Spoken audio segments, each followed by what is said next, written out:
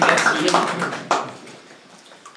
À vous, mesdames, qu'hélas, nous ne connaissons pas, vous n'avez pas eu le temps de nous ouvrir vos bras. J'ai voulu savoir qui vous étiez, je vous ai cherché partout, vous, nés en ville ou à la campagne, sans savoir réellement où. Parce que vos pères sont morts sous les bombes de l'ennemi allemand, et vos mères décédées souvent dans les tranchées de l'accouchement. Celles qui, sans trémolo dans la voix, furent adoptées par la nation, envoyées à la campagne, creusant sur vos vies sans âge les premiers sillons. Pendant que les soldats se battaient, les femmes nourrissaient la terre, aidaient les citadines qui partaient en campagne contre l'adversaire. Vous vous êtes battus, les habits en lambeaux et le cœur en haillons, continuant à faire vivre un pays permettant de nourrir sa population. 14-18 a pris fin, les hommes sont revenus mourant de faim et démolis.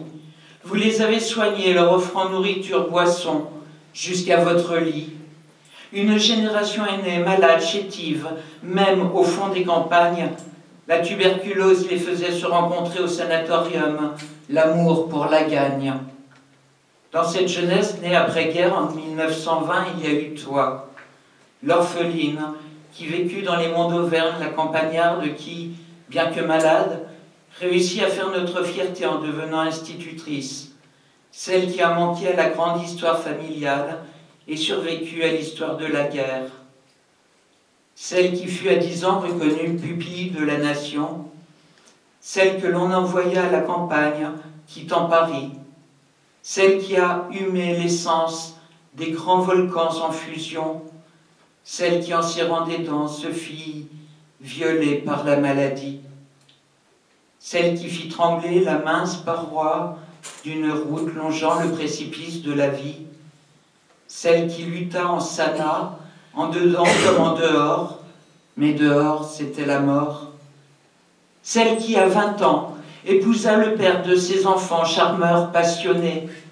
celle qui vécut très peu dans le mince sillage d'un champ jamais labouré, celle qui brandit une énorme barre en fonte quand les Allemands vinrent chercher son maquisard de Marie, celle qui ne prit pas le temps de vivre parce que le temps ne lui a pas donné le temps, celle qui nous a laissé une béance d'affection, celle qui mourut à 30 ans, sans concession, celle à qui nous ne dirons jamais assez merci, toi qui as été et qui seras, quoi qu'il arrive, celle sans qui nous ne serions pas en vie.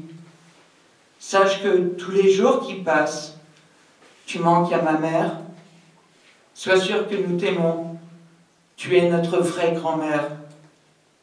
Merci à celles qui n'ont pas eu le temps de nous dire « je t'aime ». Merci à toutes ces femmes à qui je dédie ce poème. Merci à ma grand-mère, décédée le 6 septembre 1951 à Clermont-Ferrand. Bravo.